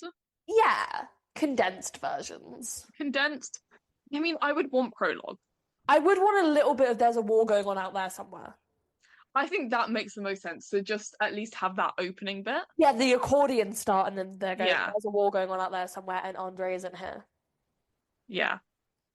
And then I think, I mean, obviously I would love Pierre, but I don't think it makes sense to do Pierre if you're not going to nominate him. Protest, Pierre, protest. I could see them doing no one else, obviously. Give it to me now, veins. Doi. I would like them to do Charming, but I don't think they will. Them to do Charming. I would really like Charming. What other random bits of music would I like to see again than perform? Sunday My morning. House. My House. Sunday morning. Natasha Very Ill.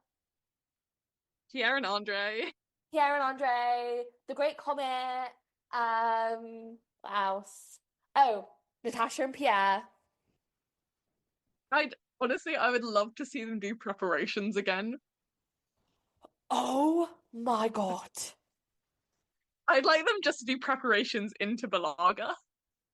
That's how like they could do it actually. Start with there's a war going on out there somewhere and Andre isn't here. Into No One Else. Maybe even do Natasha is young into No One Else. Yeah. Then bit of interlude music. Maybe introduce Anatole somehow. I don't know. You guys figure it out. You did category fraud. Figure it out. Not saying I don't think... interlude, you could do part of Sonia Alone. No, I was going to say we do all of Sonia Alone. Or at least a large chunk of it. I don't think we have the time to do all of Sonia Alone. But I was thinking story-wise, how do we get from No One Else to Sonia Alone? Because I was thinking, could we see a return of the dolls? I think that would be very fun. I'd like to see a bit of the opera. I'd love to see the opera. Hold on, I'm trying to think.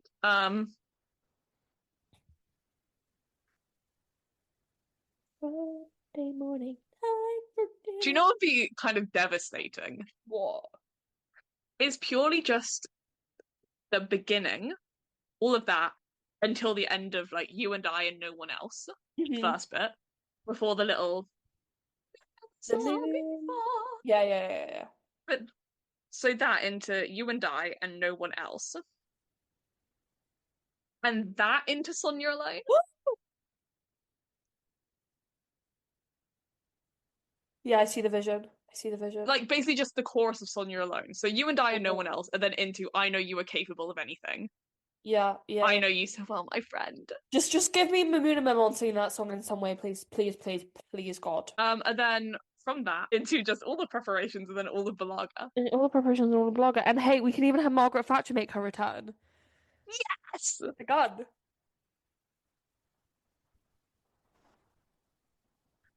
All of this is to say we are sat for the Natasha Pierre and the Great Comet of 1812 performance. Oh, yeah. We will be watching it like iPad children. Not even texting each other like we do during the Olivier's. Just like... Just locked in. Just locked the fuck in. They also announced their presenters. I've got a list up on my phone. Let me read them. Hayley Atwell, Rose Incredible. Alling Ellis, Samantha Barks, Kate Blanchett, Corbin Blue, Tom Burke, Naomi Campbell, Elizabeth Debicki, Idris Elba, Marianne Elliott, Jesse Tyler Ferguson, my king, Martin Freeman, Tom Hiddleston, Celia Amrine, Sabonia Urashi, Jane Krakowski. Guys, I don't feel like this plays into last week's episode. I have a ticket to Here We Are. Guys, we can all rest easy. I'm going to see Here We Are. And that's all. Many of us were worried. Everyone was deeply concerned about what was going to happen if I don't go see Here We Are. But it's all right. We can all rest easy. I'm going to go see Here We Are with Jane Krakowski and Jesse Tyler Ferguson and Chibiza Dolphin May. It's going to be the best day of my life. Ewan McGregor, Chris O'Dowd, Elaine Page, Harriet Scott, Bryn Treffel, Gok Wan, and my queen, my icon, my legend, Jacqueline Wilson. Oh my God. I do need to queen out Jane Krakowski and Jacqueline Wilson. Desperately. So should we get into what we think's gonna win? I suppose so. Suppose so. So I think let's only do musicals, I'm I'm not guessing. doing. I'm not doing. Uh, I'm not in the right mindset to do plays. do we start with best musical or work our way there? I think we got to start Okay. with that. So Because unfortunately, there's a lot on the line. there's a lot on the line. Best new musical. Let's remind ourselves of the nominees: The Curious Case, Benjamin Button, MJ, Natasha Peron, The Great Comet of 1812, Why Am I So Single? So, everyone has highlighted the fact that there's two clear frontrunners, and that is Why Am I So Single and MJ. I'm joking. It is, As we all know. as we all know. I'm joking. It is The Curious Case of Benjamin Button and Natasha Peron, The Great Comet of 1812. And me and Now have Which made I think bets. is fair. Like, Yes. love the other two in some ways. I can't see either of them winning. No. If Why Am I So Single wins, I'll be very, very happy. I will be shocked but cheering because it also means I don't have to hold up my end of the bat. Well, neither do I. Yeah. So the bet is we made this before the nominations came out. Natasha Peron, The Great Comet of 1812 wins Best Musical. Now has to go see Moulin Rouge, and I have to do the Spider-Man episode. Everyone remember that when you're watching them. Please think Keep of us in your thoughts and prayers. Keep us in your prayers. And we made this bet because we were like, the big like winner, the big sweeping musical is going to be The Curious Case of Benjamin Button. And I believed in my heart of hearts that it was going to win Best Musical without a shadow of a doubt. It was the clear and very, very, very obvious frontrunner. And then those nominations. Can I just say, when we made the bet, there was a solid part of me that genuinely believed Great Comet wasn't going to get nominated for Best New Musical. There was a part of me that was like, I would love it if Great Comet got nominated, but I could see like Mean Girls or The Devil Wears Prada getting it instead. There was like 3 other musicals that I genuinely believed would probably get nominated over Great Comet. Because the Oliviers hate me. Yeah. I've never agreed with the Olivier Awards. No. And then they gave Natasha Peron, The Great Comet of 1812 6 nominations. The most of any new musical this season.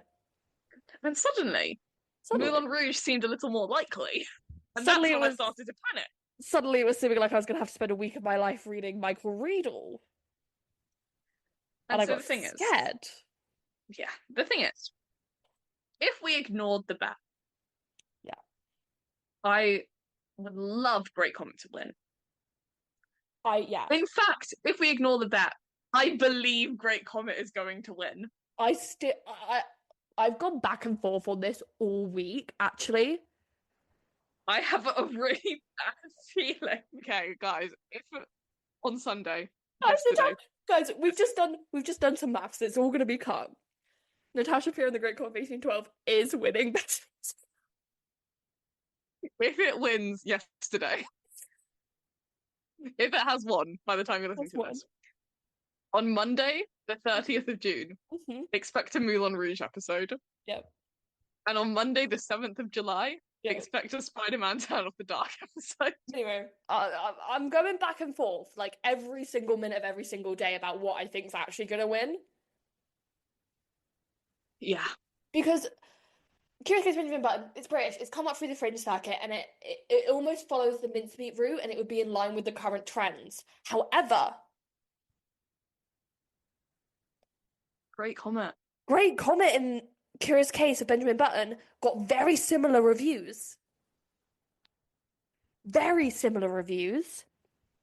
I reread them in preparation for this. They love Tim Sheeder. And we have to remember, Best Musical is not the entire production. It's the score. Yeah. If I had to put money on it, I would put money on Curious Case of Benjamin Button. But not unfortunately, in my heart and soul of rock and roll, I think Great Comet might win. I just had that moment in the club where I was like, fuck it, Great Comet's winning, isn't it?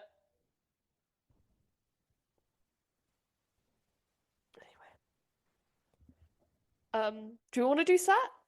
You feel very passionately about set. I always do. I always do.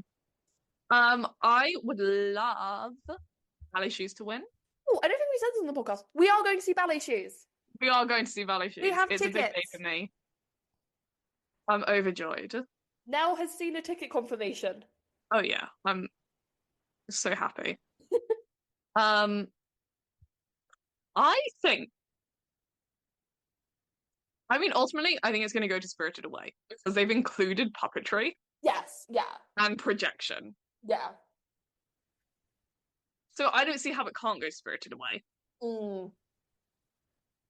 And also, I just think because it's a Ghibli adaptation, it has that certain whimsy to it that makes a Yeah. good set. Yeah. But also, I don't know if you remember this, bitches loved the Fiddler on the Roof set They at did. Open Air. They They did. fucking loved it. I want to go. But Yeah. I also think, like you said, if I had to put money on it, Spirited Away. Yeah. That's the way I'm Like- doing it. If I had to put money on it, what would I put money on? Yeah, Spirited Away. And I think it kind of ties into the whole like current debate around AI art. Yes. I think giving it to the set of Spirited Away would be nice Yeah. in that context. Mm. Mm. Mm. Lighting design? It's going to Starlight Express. Going to Starlight. I mean, Moving on. the fact that Starlight doesn't have more technical nominations is batshit to me. Yeah, It's going to Starlight. it's going to Starlight. Going to Starlight. Love it to go to Great Comet. Love it for those fucking light bulbs that were annoying The as light shit. bulbs. But dance, actress supporting roles. Oh yeah, we have to remember, unless they explicitly say musical, it's not going to be a musical. Yeah. When you go and get your Taco Bell. Oh yeah. Choreography is going to MJ. Let's move MJ. on. MJ. It's going to MJ. Costume design. Martha, click away. You don't listen to this. You listen to Mickey Jo Theatre only. How rude. Gabriella Slade. Yeah. Because also I saw I was looking into it. She did get an Olivier for the 6 costumes. I could see it going Spirited Away. I also, in a very weird way, I could see it going to Robin Hood. Yeah, I mean it's the Panto, so I think it'd be hilarious if it did, but I could actually really see it going to Robin Hood. yeah. And for that reason, there's a part of me that wants to say it's going to Robin Hood. Yeah. And I have no beef with Fiddler on the Roof. I just think within this list, for costumes, I think the Fiddler on the Roof costume design nomination just got caught up in the sweep of 13 nominations. yeah.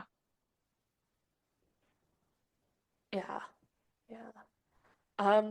Sound design? Fiddler, Fiddler. maybe? Yeah, or Spirited Away again.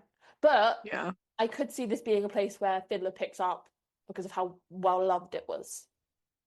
I could also see, and I feel the need to mention this, Go ahead. sound design I could see going to a play. They do love to give awards to plays. We forget that. They do love the plays. And we've got both Oedipus, which I heard was very good. That was the Oedipus that people didn't like as much. But I heard the sound design was pretty good. Okay. My sources that tell me about sound design in different shows. They are I think also my thing is about lighting and Tabby Faye. oh yeah. The old Vic just has pretty good sound. They do have great sound there. So I kind of just I can see it going to Oedipus and the old Vic. Yeah. Okay. Now, if I had to put this is outstanding musical contribution, which is Fiddler, Benjamin Button, Great Comet, and Ballet Shoes. If I had to put money, it's Dave. It's Dave, our bestie. It's Dave.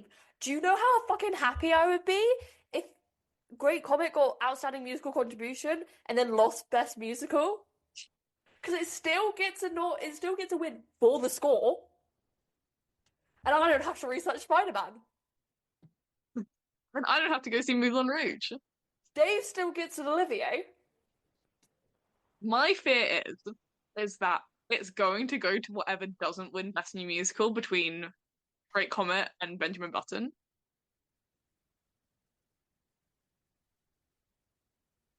Yeah. So I fear Great Comet might still win Best New Musical and Benjamin Mhm. Button gets a musical contribution, or vice versa, which would be the better option for us. Better option for us. I also Fiddler is a contender Yeah. because it is going to win Best Revival. Oh, yeah.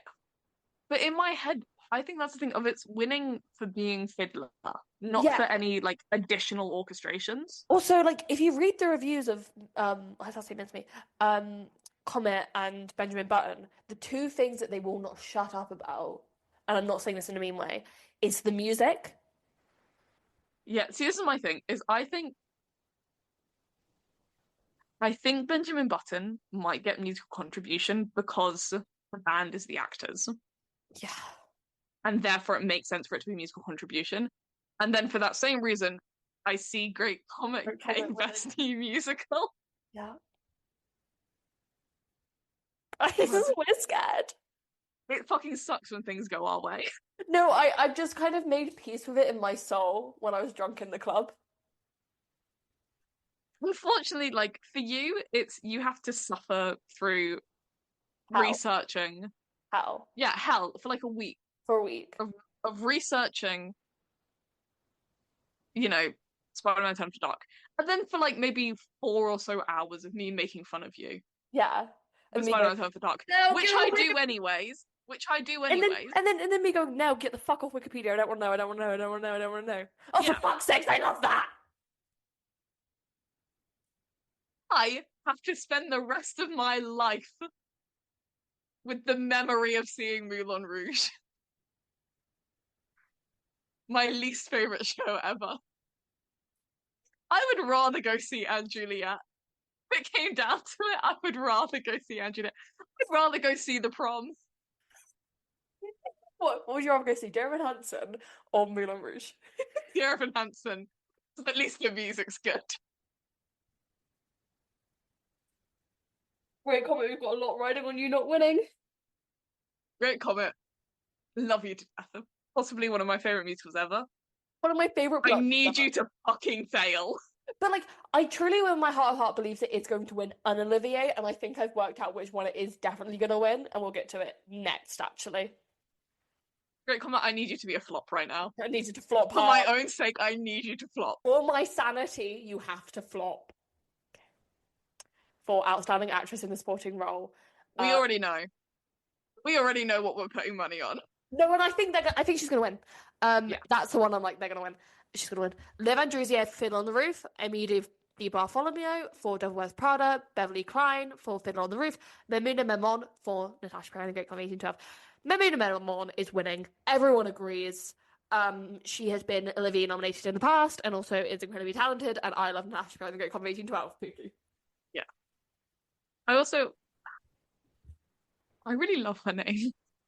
It's fun to say. Like It's a really pretty name as well. Yeah. Anyways, I also think she was fucking great. So She's been nominated in the past as well. Yeah. And people like her because she's very talented. Yeah. Best actor in a supporting role: Andy Nyman, Hello Dolly; Raphael Papo, Fiddler on the Roof; Leighton Williams, Titanic; and Tom Zander, Mean Girls. I think it's between Leighton Williams and Tom Zander. Yeah. And I've been saying this since the nominations came out. Give Leighton Williams the award for the iceberg, bitch. That's his name in the role, guys. I could maybe see. I think this is again one of those ones where because maybe I have less stakes on it, I could see it going to any of them. You're like, I'm not overly invested in this. Yeah, I'd like it to go to Leighton Williams. I'd like it to go to Tom Zander. I'd also like it to go to Andy Nyman for Hello Dolly. Mm-hmm. Unfortunately, that means that I kind of don't want it to go to Fiddler on the Roof. It will be interesting to see how many awards Fiddler actually ends up getting. Yeah. I think it definitely deserves a lot. It was a very good production. But like that 13 nomination is is insane. It's I not getting think 13 wins. yeah, no, it mathematically can't. Yeah. I see it, if I had to ballpark a number, I see it getting like 5 or 6 wins. Like a lot. I could see it getting 4. Yeah. Yeah, 4, 5, or 6. I'd be like, makes sense. Yeah. Next. 6 would be impressive. 6 would be very impressive. Yeah. Anyways, Best entertainment comet Titanic Titanic. It's so funny to me that ballet shoes and Titanic are in the same fucking category. and Spirited Away. Spirited Away. Very different shows. These are play categories. Plays. Ooh. Oh, best revival of a musical. It's Fiddler. Fiddler. Yeah. I thought there However, was going to be more competition. in a weird way, I think this might be like the most stacked category. It's Fiddler, Dolly, Oliver, and Starlight Express. Like before, if you were to show me out of the context of what got the most nominations, and you were like, "What do you think is going to win?" I would have been like, "Oh, I don't know. Like Fiddler was amazing and sold out. Hello Dolly was the talk of the town over the summer. Oliver. But Starlight Express is Andrew Lloyd Webber. Starlight Express has really caught on in a way and given Andrew Lloyd Webber praise for the first time in his life for Starlight. This is a really hard category, but like, it's Fiddler. I think it's going to go. I think I agree with everything you just said in why it's so stacked, but I think it's going to Fiddler. Best actor in a musical. John Danglish for The Curious Case of Benjamin Byrne, and Adam Danheiser for Fiddler on the Roof, Miles Frost for MJ, Simon Lipkin for Oliver, Jamie Moscato for Natasha Perry Goat Comet 1812. I think it is between John Danglish and Adam Danheiser. Yeah. Jamie Moscato, I loved you, but you deserve him featured. You deserve a featured. None for that. Yeah. Be so real with yours. I agree. Um, Best actress, I feel we're also in agreement. who we want to win versus who we think will win. Yeah. Yeah. It's Theresa Dawn for May. Well, maybe we're not. No, I'm not. I'm just reading them out. Theresa Dawn for May for Natasha Perry and the Great Comet 1812. Lauren Drew for Titanic. Claire Foster for The Curious Case of Benjamin Button. Laura Pulver for Fiddler on the Roof, and Imelda Staunton for Hello Dolly. Who do you think's gonna win? Because I feel like we're the same. I actually might. I think it's to be Imelda Staunton. Yeah, it's Imelda Staunton. Yeah. I would love Theresa Dawn for Theresa Dawn for May. May. Theresa Dawn for May. Again, if they do like Comet, but they don't want to give it any technical awards, they don't want to give it lighting, music, best musical. Please don't give it best musical. Although the votes have already been cast at this point, so I don't know why we're like. This is the thing. At this point, it's already won. We're just pretending it hasn't. Guys, I worked out that something supernatural. I introduced a supernatural force into this unknowingly. Esme's cursed us. It's not my fault. And now I have to go see Moulin Rouge. It's not my fault. 2021, I sat in the back of a teacher's classroom making dumb jokes. It's gonna force me to do Spider-Man Turn Off the Dark. Anyway.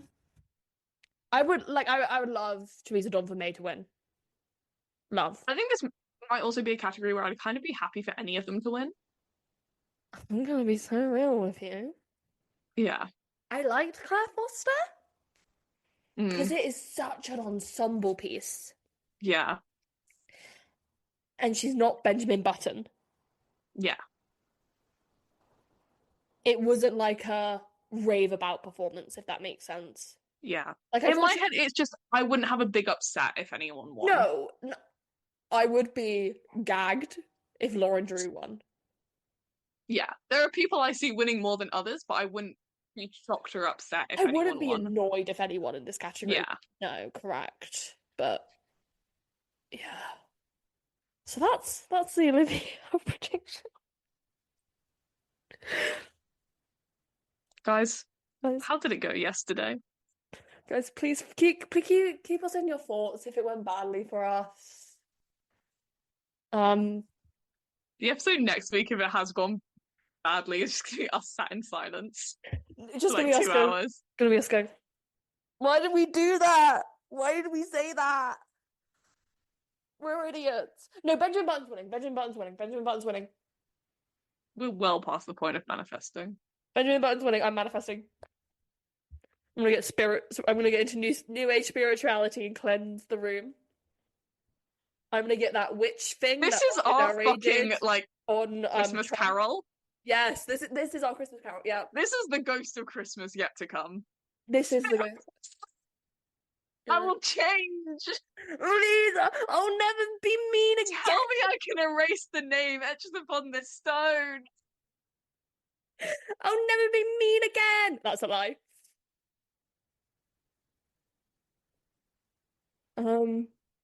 Yeah, so next week it will be our reactions. Let's hope they went well for us. We were so mean last year. But this year, they're doing what we want to win. Yeah. But we've cursed ourselves. We have. We have. What did we want to win last year? Because I know what we didn't want to win. I was going next to normal, greatest show of all time. I was going next to normal. I was going Donald Finn was robbed. Stand by that, by the way. The Olivier gods heard us last year being like, the Donmar, the Donmar. And now they're going, you want the Donmar to fucking win. You want Donmar the Donmar will fucking win. It will win. Not Donmar, it's a certain person who's haunted. But then they also planted evil thoughts in our head. Which made us make bets that we shouldn't have done. Thoughts in our heads. This whole, 2-month-long ordeal is actually just a very long anti-gambling ad. It was born by ourselves. We have no one to blame but ourselves. Actually, we do. This is our own fault. No, I'm blaming someone else for it. Can I just say as well? Yeah. When we first made the bet, I was gonna make another one, but I don't remember what category it was gonna be in anymore. But it was a very similar bet, but it was gonna build off the Moulin Rouge one. Where it was like, and if so and so wins in this category, I'll stage door Moulin Rouge. See, I just took it to 100 immediately. I think it might have been Best Actress. Cool. I was like, and if Chamisa Dawn for May wins, okay. I'll stage door Moulin Rouge. I'm not saying that. I won't do that. No, that's not happening. Unless. Where did the idea come from for me to say that? I think me. Yeah, I think it's your fault. Because we were saying it was so unlikely. Yeah. I said, if it wins, Esme will... I said, we'll do Spider-Man Turn Off the I Dark volunteered Spider-Man Turn Off the Dark because we were joking about what episodes we were going to do in October because we were talking about our flop. And you were like, let's do Spider-Man. I went, I ain't never going to do Spider-Man. So I was like, fuck it. If Natasha Pierre and the Great Con of 1812 wins, I'll do Spider-Man. And then I said, well, that's not punishment for me. Yeah, I need to do something. What can I do? Yeah, and then you went Moulin Rouge. So we both picked our punishments. That's the issue. Let this be a tale. Let this be a warning about hubris and flying too close to the sun, anti-gambling, slacking off in class, hatred in your heart. Have no hatred, or you'll end up like us. In your heart, guys. Don't do it. This podcast is actually a fable. Anyway, on that note, we'll see you guys next week for our reactions. It will be a funny episode regardless. Yeah. Final thoughts. I just want to say, Rule Britannia. Rule Britannia. Let our failings be a lesson to you all. And always remember, bitches be jealous of your wind-up monkey. Also, shout out to Nell's Dutch VPN. Shout out to my Dutch VPN. First Lady Hillary Clinton. Follow us on Instagram, Twitter, TikTok. I will be TikToking throughout the Oliviers, I think. If Chamisa Dawn May wins Best Actress in a Musical, I'll make a Facebook. If Jamie Moscato wins Best Actor in a Musical, I'll make a Tumblr. You've been joking about making a Tumblr for years. One day I will just make a Tumblr. I'm not making any more Make a Tumblr. I have 3 Tumblrs already. I'm not making any more bets. No. It's a bad idea. Don't gamble, kids. Don't gamble! Bye-bye. See you guys next week.